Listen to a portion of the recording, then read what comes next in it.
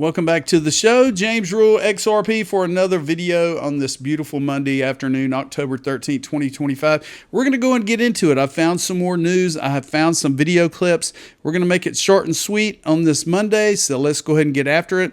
I always talk about iTrustCapital. You know, I always talk about flipping your IRA over in iTrustCapital. With this big swing, this big pullback we had this past Friday, people were scared to death. People couldn't even get on an exchange to buy XRP or whatever at a cheaper price. They couldn't even sell their cryptos. But iTrustCapital, I'll tell you what, with their premium custody accounts, they have institutional grade custody with multi-layered security protocols. They have a closed loop system. No external wallet connections allowed.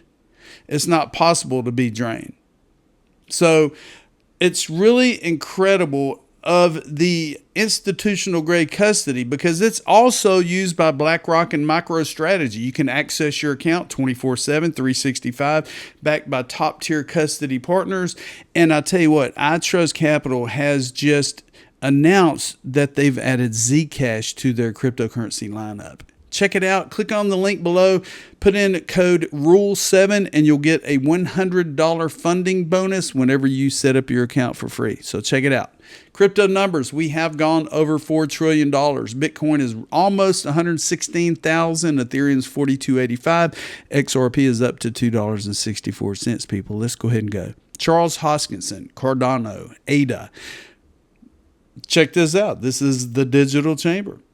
We're proud to welcome Charles Hoskinson, CEO of Input Output HK, to the Digital Chambers Advisory Board. His blockchain innovation and leadership will advance our mission of shaping digital asset policy and fostering industry growth. Charles Hoskinson has been positive about Ripple and XRP and blockchain and integration here lately. He's also talking about being a part of these organizations that are educating our representatives in the United States. So hats off to Charles Hoskinson. Congratulations. Okay, Bankschange, multi-chain platform of the XRPL, gets this out there. Breaking: U.S. Congressman reveals XRP holdings. First official confirmation of XRP ownership inside of Washington. Check this out. A landmark disclosure in Washington. For the first time in American political history, a sitting member of the U.S. Congress has publicly disclosed holding an XRP, the digital asset that powers the XRP ledger. Representative Guy Reschenthaler from Pennsylvania, a member of House of Representatives, reported purchasing between $1,000 and $15,000 worth of XRP in December 2024, alongside modest allocations in Bitcoin and Solana. This disclosure, filed under mandatory congressional financial transparency laws, marks a major turning point for digital assets within the U.S. government. XRP, long positioned as a bridge for cross-border institutional payments, is now officially on the radar of policymakers at the highest level, people. People are starting to see XRP like we've seen for the past 8, 9, 10 years. XRP institutional rise and the political signal. Reschenthaler's investment was initially viewed as a minor personal trade, but its implications are profound. Within just a few weeks, XRP appreciated by over 40%, turning his early December entry into a well-timed move. This development comes amid growing speculation that Washington is beginning to acknowledge the strategic importance of the XRP ledger, with global banks, fintechs, and governments exploring blockchain-based settlement systems. XRP is increasingly seen not as a speculative token, but as core infrastructure for the next generation financial rails. It's coming, people. It's coming, and it's coming fast. Next, CME Group announced today Solana and XRP options, people. Solana and XRP options extend market reach of cryptos. Bitcoin and ETH options markets have grown rapidly since trading began in 2020 and 2022, respectively. The growing appeal of decentralized finance, or DeFi, embodied in crypto markets and their acceptance both by institutional and retail investors is extending their reach, especially with the launch of Solana and XRP, people. It's coming. Get ready. It says, this macroeconomic context has sent the price of precious metals like gold, silver, and platinum soaring. And crypto assets are not far behind. Solana and XRP have been the biggest outperformers over the past few years, while Bitcoin and Ethereum are also trading close to record highs. So if you look at this documentation here, you can see that Solana's up, XRP's up. You've seen higher highs, higher percentages than Bitcoin and Ethereum. Bitcoin maxis, Ethereum maxis are having a heart attack. For many years, Bitcoin enjoyed the first mover advantage among crypto assets, having been launched 3 years before XRP, 6 years before ETH, and over a decade before Solana. While Bitcoin still dominates the crypto space in terms of market cap, it is more akin to a form of digital gold, primarily used as an inflation-proof store of value, albeit a volatile one. By contrast, ETH, Solana, XRP have real use cases such as developing decentralized finance, which is DeFi, apps, and smart contracts for ETH and Solana, as well as cross-border payments in the case of XRP. Moreover, Solana and XRP have much faster moving blockchains that can handle many times Bitcoin's transaction volume. They are spitting out the truth, people. XRP was built to be a better Bitcoin. I have told you this time and time and time and time again. And the Bitcoin maxis and all the other maxis out there are going to bash XRP because they know XRP is a better crypto. XRP Ledger is a better ecosystem, people. Bitcoin Magazine today. That's why I'm bringing you extra news here. Let me get my documentation out of the way here. JP Morgan confirms on CNBC that they will allow clients to trade Bitcoin and crypto, but not yet launch crypto custody services. Check this out.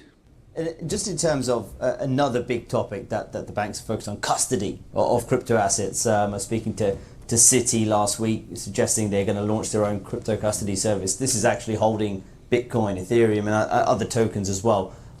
When it comes to how you're approaching digital assets, how big a topic is custody right now? Is it something that you're looking to launch as well? From a JP Morgan side, I don't think that's in the near-term horizon for us. I think Jamie was pretty clear at Investor Day that we're going to be involved in the trading of that, but custody isn't on the table at the moment. There's a lot of questions around our own risk appetite of how far we want to go down that path from trading and other sides of it, and then custody, I guess, would follow. But naturally, we need custodians, so we're exploring what the right custodians for us for the business footprint that we'll grow. Yep, and Ripple is a custodian to major financial institutions. Look, they put XRP on Squawk Box Europe. And before, they would only put Bitcoin, Ethereum, Litecoin. They have added XRP in there for a reason, people. XRP is they're throwing the breadcrumbs out there to us. Okay, Scott Bessent, U.S. Treasury Secretary. We are going big on digital assets, people. We are going big on digital assets. So Trump administration has made digital assets a priority. Past administration starved and almost made extinct a lot of these companies and pushed it offshore. So what we want to do is apply the highest U.S. regulatory and AML standards to digital assets, especially. So there you go. Their focus is on digital assets. Their focus is on blockchain. It's coming, people. Okay, Ellie Tarrant, we've been talking about the government shutdown, the delays on the Solana, XRP, other ETFs. Well, she says that the knowledgeable, who is this gentleman's name? Greg Zatalis on crypto spot ETF approval. So the short is ignore the October 19th before deadlines. So here is Greg's post here, and he's basically saying that, there's other things that have to be done. There's other forms that have to be filled out. So don't get in a hurry, because with the government shutdown, the SEC and other institutions aren't able to look at all the paperwork, all the entries, all the above. And it says it may take a little bit longer. So Ignore the October 19th before deadlines. They are not launch deadlines, but the SRO rule deadlines and all those other proposals were cleared by the generic listing standards for crypto assets and don't yet qualify for GLS. Their 19B4s are still pending. So I'll leave a link to this. You could tear it down yourself. I'm not going to waste your time and get technical with all the things that the Security and Exchange Commission is doing with these ETFs, but you kind of get an idea of, thanks to the Democrats and the government shutdown, we are experiencing delays. So you could look at it two ways. You could be negative about it, or you could look at it as cryptocurrency is still kind of pulled back in price. So you still have opportunities to back up the damn truck and load up some more crypto, people. Be sure to subscribe. Thank you for watching the James Rule Crypto Show. We'll see you tomorrow. And don't forget, I told you so.